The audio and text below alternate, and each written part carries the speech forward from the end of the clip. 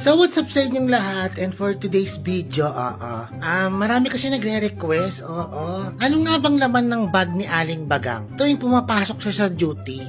So ngayon meron tayong gagawin na, ano ba yun? What's your bag inside?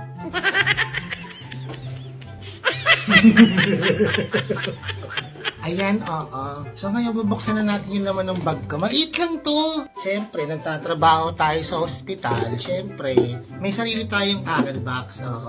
Nandiyan na yung mga, may tourniquet ako sarili. Hindi ako nangihiram ng tourniquet. Sabihin nyo, nangihiram ako kasi sinusoli. Yung Victoria's Secret, siyempre, kailangan pa nag-i-spray kayo ng pabango. Ginaganyan nyo. Ha? Bombshell yan, di ba? Bombshell, ganito. Hindi nyo dinidirekta kasi mag-i-stain eh. Kailangan ng tamang pag-spray ng pabango ganito. Ganyan. Malayo. Kasi ito yung mag-a-adjust. Ito yung mag-a-adjust dapat.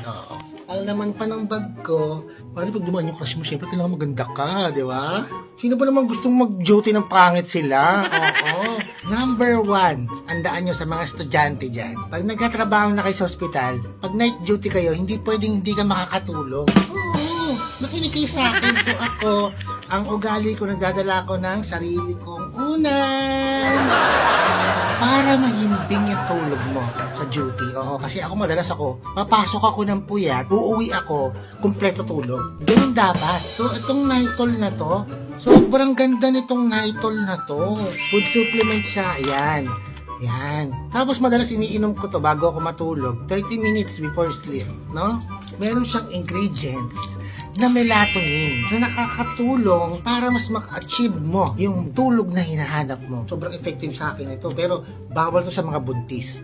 Pero food supplement siya, sobrang safe niyang gamitin. Hindi siya nakaka-addict, no? Diyos ko, napakamura nitong Nitol na to at mabibili mo siya sa mga kilalang drugstore, Mercury Drug, Watson. At higit sa lahat, ang pinakagusto ko laman ng bag ko, ito.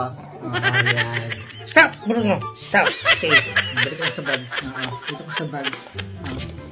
Kamingay! Itatakas lang kita.